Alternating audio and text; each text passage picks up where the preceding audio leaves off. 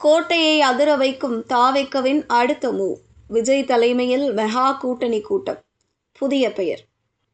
தமிழக அரசியல் வரலாற்றில் 30 ஆண்டுகால திராவிட அரசியல் இருதுருவ போட்டியை உடைத்தெறிந்து முதலமைச்சராக அரியணை ஏறியுள்ளார் தமிழக வெற்றிக் கழகத்தின் தலைவர் சி. ஜோசப் விஜய். கடந்த மே மாதம் நடைபெற்ற சட்டமன்ற தேர்தலில் 108 இடங்களை கைப்பற்றி தனிப்பெரும் கட்சியாக உருவெடுத்த தாவேக்க பெரும்பான்மைக்கு தேவையான 118 இடங்களை எட்டாததால் தற்போதைய கூட்டணி அரசை அமைத்துள்ளது. கடந்த சில வாரங்களாகவே தாவேக்க பிளஸ் கூட்டணி என்ற தற்காலிக பெயரிலேயே அழைக்கப்பட்டு வரும் இந்த ஆளும் கூட்டணியின் அதிகாரப்பூர்வ மற்றும் பிரம்மாண்டமான ஆலோசனை கூட்டம் நாளை மறுநாள் சென்னையில் நடைபெற திட்டமிடப்பட்டுள்ளது. முதலமைச்சர் விஜய் தலைமையில் நடைபெறவிருக்கும் இக்கூட்டத்தில் கூட்டணிக்கு ஒரு நிரந்தரமான கொள்கை ரீதியான புதிய பெயர் சூட்டப்பட உள்ளதாக அறிவாலய வட்டாரங்கள் மற்றும் அரசியல் வட்டாரங்கள் பரவலாக தெரிவிக்கின்றன. இந்த ஆலோசனை கூட்டத்திற்கு முன்னதாக தமிழக அரசியலில் மற்றுமொரு முக்கிய திருப்பம் அரங்கேறியுள்ளது.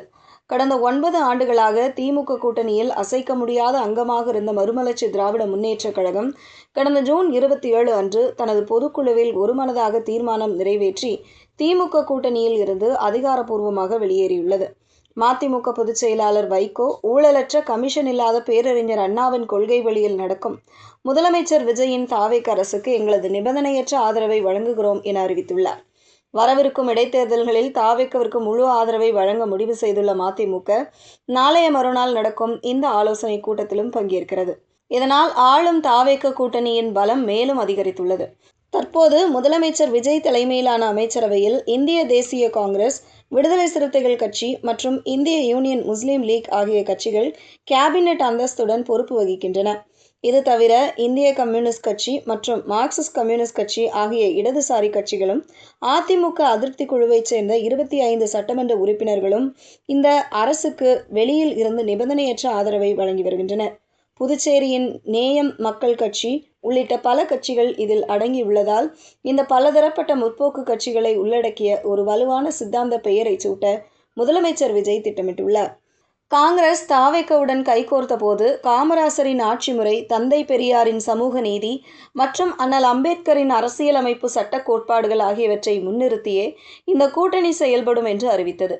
எனவே நாளைய மறுநாள் அறிவிக்கப்படவிருக்கும் புதிய பெயர் சமூக நீதி, மதசார்பின்மை மற்றும் கூட்டாட்சி தத்துவத்தை பிரதிபலிக்கும் வகையில் அமையும் என தாவேக்க உயர்மட்ட நிர்வாகிகள் தரப்பில் கூறப்படுகிறது. நாளைய மறுநாள் நடைபெறும் இந்த கூட்டத்தில் கூட்டணிக்கு புதிய பெயர் வைப்பதுடன் மட்டும் விவாதங்கள் நின்றுவிடப் போவதில்லை.